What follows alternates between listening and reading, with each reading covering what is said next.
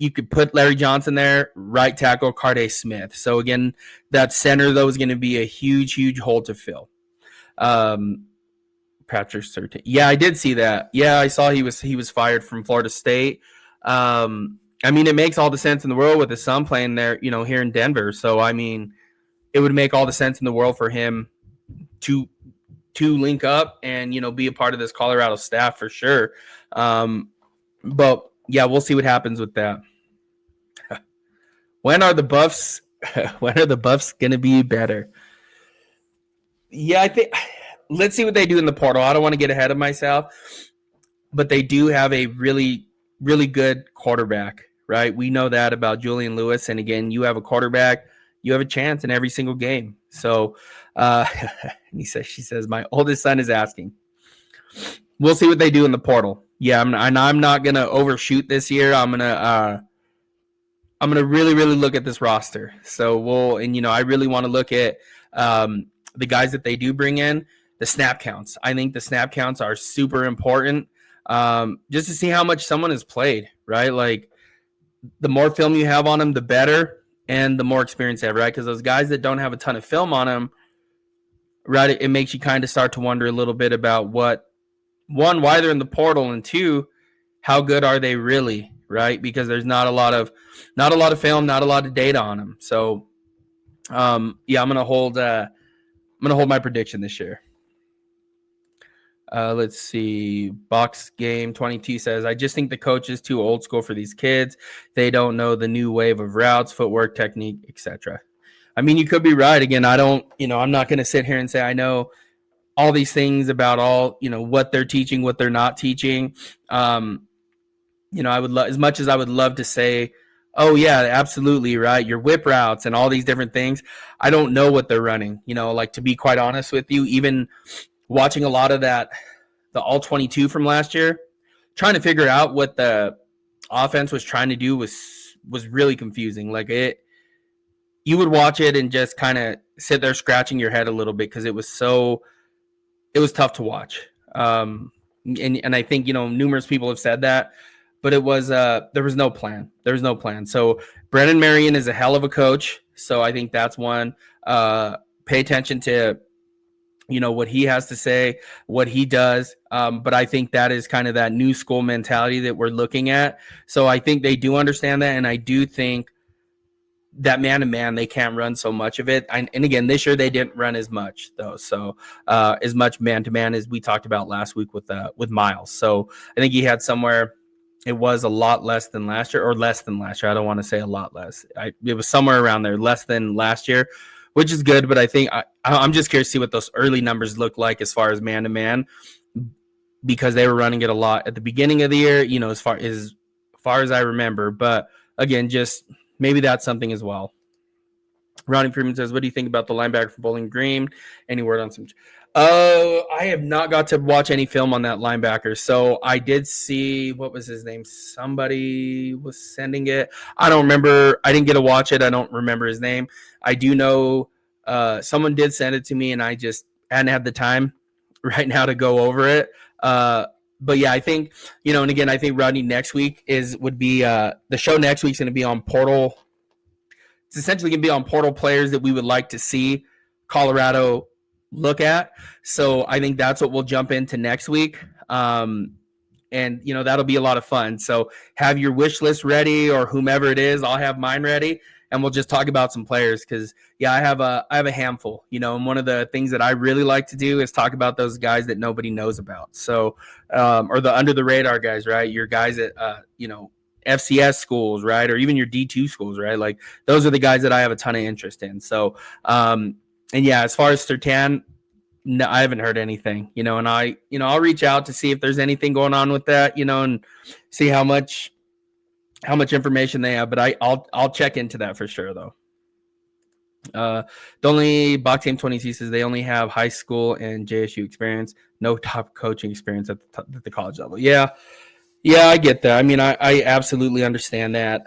They do have to get it somewhere, though, right? So again, we'll see. I'm very big into sometimes, you You got to let some people grow into the job. And I'm kind of curious what that looks. Again, being a man-to-man all the time is not sustainable unless you have 2 all-pro corners, right? Or 2 Big 12 corners, right? All conference corners.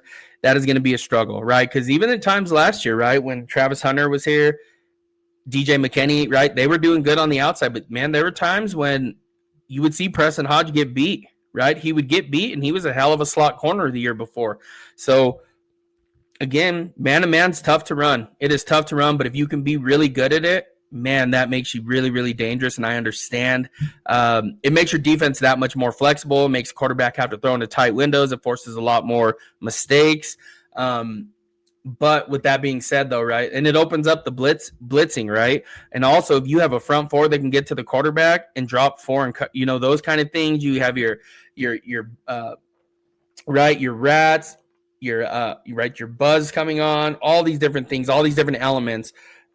I do think, though, that what I would say is that this team last year really struggled, and some of it was talent problems, right? Personnel problems, right? And I would say like 70% of it was personnel problems. The other 40% was on coaching, right? They played way too much man-to-man. They did a lot of things. Even the way they defended read option was, in my opinion, was not good. Like we talked about Preston Hodge having all these tackles and all these different, it's like they were putting him on an island to defend a read option. That's not what you want. So hopefully that clears it up a little bit. Let's see the talent they bring in. And again, I'm never going to be, one for firing coaches. I don't think that's the way to successfully build a program at any level. Are they going to Drex 99 T7Q? Are they going to bring in a QB that can run the go offense? They got one. They got one in Julian Lewis. So, and again, you do not need to be an option quarterback, anything like that, to run this offense, right? That does, I don't know where that came from. Julian Lewis is going to run this just fine. I mean, Julian Lewis is athletic enough. I think that's one of the parts of his game that people don't give him a ton of credit for. But you will see Julian Lewis is going to look amazing next year. I am like 110% sure. I know Miles was on here last week, and he's like, I'm putting my stake down. He's going to win the Heisman. Man, I'm with him. He's going to be in the conversation next year if they win enough football games. So I think this is a very, very good offense for Julian Lewis. So now my thing was, and we'll dive into the quarterback here in a bit. Let's see. At Bach Game 22, would Coach Lane Kiffin, Nick Saban, Oregon coach hire any of CU's current staff? I mean, it's all connections, though. Just to be completely, all of these are right. When they talk about the good old boys club, this is kind of what they're talking about. Like, it's kind of who you know. A lot of these guys have some type of relationship with that coach or coached with them before. One of the ones I always look at is USC with Lincoln Riley and Alex Grinch. He was the D coordinator for USC, and it almost took Lincoln Riley losing his job for them to fire Alex Grinch. Like, all of these things are built off of relationships. Like, if you look at any single coaching staff, for the most part, I would say 80-90% of them, they go back and they've had some kind of interaction on a staff or whatever it may be throughout time. So again, they're going to hire people that they are familiar with. I don't know if they would. I know that Coach D coordinator. Why am I blanking right now? He had some offers last year and wanted to stay. He wanted to stay with CU last year. So again, it's kind of who though, right? You're not gonna. It's the same kind of thing. If your job's on the line, you're gonna hire people that are good people that you can surround yourself with. So, I don't know. I don't know. Right now, I would say no, but again, that's the SEC as well, right? Like, that's a whole different brand of football that's played there. I don't know, but I know I'm happy with Brendan Marion. So, have you watched film on the go off, and the QB needs to be a legit running threat? It's a triple option offense. I would say if you could, we talked about this last week. Laura Levy posted a clip. I'm going to go try to find it for you guys, but it's not necessarily, and then even Brendan Marion said, you don't You don't need to actually run this. So there's that diamond formation. Julian Lewis is good enough or mobile enough, I should say, to run that. So just I would let me see if I can find this, but it's not I wouldn't call it a triple option offense. There's a lot of throwing, a lot of things that happen there. I'm gonna post this video. Let me see if it's still there. This was from a couple weeks ago, so I'm gonna scroll back quite a ways to see if I can find it. But let me see. Where is it? Yeah, she posted because she was asking for it a couple weeks ago about the go offense, and someone posted like a real quick 3-minute video of it. But I think, again, like I said, Julian Lewis is a very good fit for it. And again, without seeing him in it for the first time, it's going to be hard to say, oh, perfect fit, this or that. But I think it's a very good fit for what Colorado is, what Julian Lewis has, and kind of where they see themselves going. Let's see. I cannot find it. I'll be able to find it because I want this to be in the chat. And again, if you didn't watch it, it was really cool.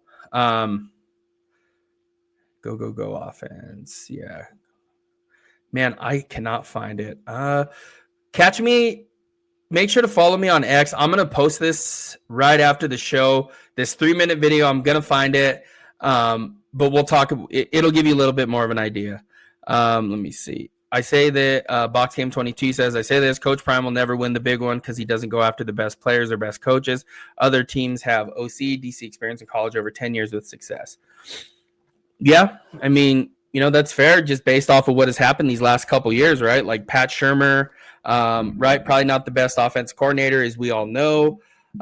Some knew even beforehand, right? And there is that thinking right behind it. And you guys tell me where you're at with this. If they would have had someone different instead of Pat Shurmur the year before, what does that look like, right? Like, so in my opinion, right, and if that makes a little bit of sense, like what if they would have had a different offense for Shedeur Sanders to operate in, right? Because he, in my opinion, he was running a lot more than we even know about, right? And again, I always go back to that against Texas Tech, where he tells Will Shepherd, bitch, can you run a go ball? And you're right, throws it up there. So, yeah, that's just kind of what I think. Again, just my opinion, though. Let me see where we at. Yeah, Coach Prime. Yep, here we go. Yeah, the Box Game 22, this go offense will not work in the Big 12. He only ran this in lower level conference. I think it will, right? And I think someone just commented this below. Yeah, Darren Jennings said, go offense beat Kansas and Houston. And if you would watch UNLV a couple years ago, they were really, really good at this. But I really think Brennan Marion's a really great slam dunk hire. Again, a friend of mine texted me like after great hire because I wanted Neuheisel from UCLA, right? And again, once I started to dive into this offense, I said, okay, I get it. And to be quite honest, let's just say again, just don't know anything, so do not report this as that. Let's just say for some reason Coach Prime has to take care of his health. Brennan Marion is a perfect person to take over the helms at Colorado. So, right, you always kind of think about the future a little bit of what the program looks, but in my opinion, Brennan Marion is a really, really good offense coordinator, and he is one that could eventually, succeed Coach Prime or be the heir, whatever you want to call it, right? But I'd be pretty happy at that. I would be really happy. Brennan Marion would be really good for us, and then he succeeds Coach Prime if that is the case, right? Yeah, Drex, the defense has to respect the QB's running ability. It would have been perfect for Salter. I know. I already thought that. I do think those Salter's, can we say Salter's abilities, if that makes sense? I just think there was a lot of leadership issues there that was going on. A lot of things, again, that we won't know about maybe during next off season, this coming off season before the season starts. I'm sure we'll start hearing a little bit more. But yeah, it is. I think his skill set would be perfect. Not the person though, if that makes a little bit of sense though. But Julian Lewis can move. Even live, he looked faster than Caden Salter. I cannot stress that enough, right? And he has, he can throw, he's accurate, has a cannon. I think this is going to be a good fit for him. Let me see. Box Game 22 says, I love Prime, but I love the kids more at CU. You don't bring in kids and don't train them good or develop them. Yeah, let's see. Wish the team success. Yeah, absolutely. And again, this is what this is for, right? I think all good conversation to have this offseason.